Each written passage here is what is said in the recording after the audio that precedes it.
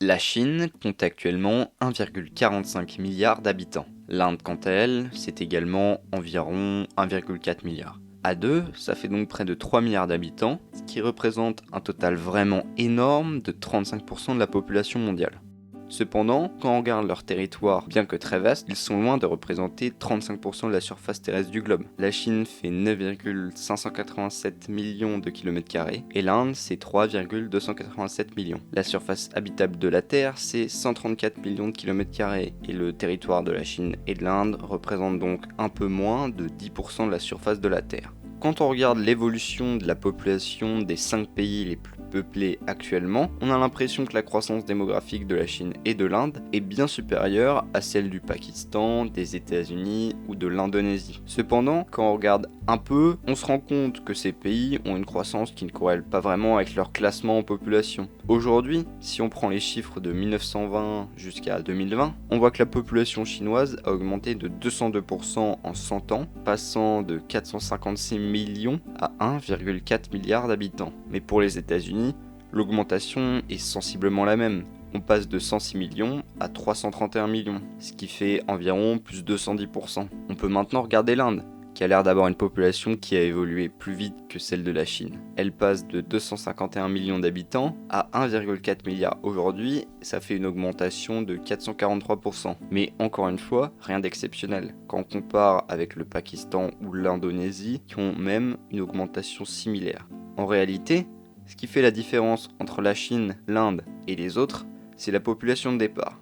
On voit bien qu'ils ont une population bien plus importante que les autres au début des années 1900. Et comme pour la banque avec votre livret A, si vous mettez 20 000 euros dessus avec un taux de 3%, à la fin de l'année vous aurez gagné 600 euros. Alors que si tu mets 2000, c'est seulement 60 euros.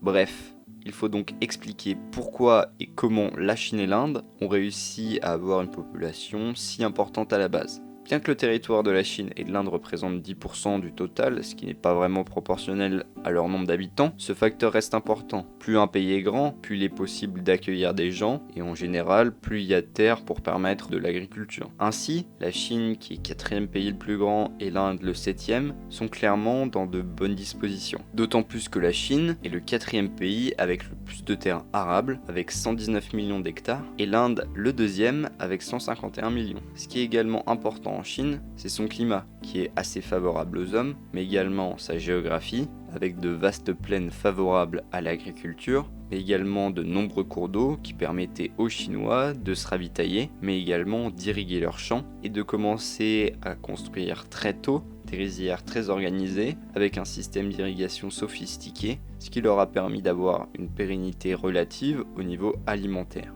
On peut aussi citer la médecine traditionnelle chinoise qui a permis d'accroître l'espérance de vie et de réduire les morts infantiles, et l'importance dans les traditions culturelles et religieuses de la famille, ce qui a fatalement fait augmenter la natalité. Pour l'Inde, c'est à peu près pareil, de vastes plaines avec également énormément de cours d'eau, comme le Gange qui est important pour l'Inde religieusement, mais également de par son débit de près de 18 000 m3 d'eau par seconde. En comparaison, c'est 10 fois plus que le Rhône en France. Et tout comme la Chine, le riz, mais également le blé, ont été développés assez rapidement en Inde, ce qui a permis de maximiser le rendement agricole des terres. Ce qui a aussi permis à la Chine et l'Inde d'avoir autant de population, c'est d'avoir eu accès aux technologies et aux marchés de l'Europe et du Moyen-Orient, qui comptaient les civilisations les plus avancées jusqu'alors, contrairement au continent américain ou à l'Australie, qui sont restés isolés un long moment. La géographie a également joué un rôle crucial dans l'histoire de la Chine et de l'Inde en leur offrant une protection naturelle face aux menaces extérieures. La Chine est entourée par des éléments géographiques qui ont façonné sa sécurité. À l'est, l'océan Pacifique, au nord, le désert de Gobi et à l'ouest, le désert Taklamakan. De plus, ses frontières sont marquées par de nombreuses montagnes qui ont contribué à renforcer sa sécurité et sa défense. Quant à l'Inde, elle bénéficie également d'une géographie avantageuse pour sa sécurité. À l'extrême nord, la chaîne de l'Himalaya agit comme une barrière naturelle majeure. À l'ouest, le désert du Thar offre une protection supplémentaire. Par ailleurs, l'Inde est parcourue par des grands fleuves dont le Gange, qui non seulement ralentissent les avancées ennemies, mais permettent également un approvisionnement stratégique essentiel. Enfin, le vaste océan Indien représente environ un tiers de ses frontières, renforçant ainsi sa position sécuritaire.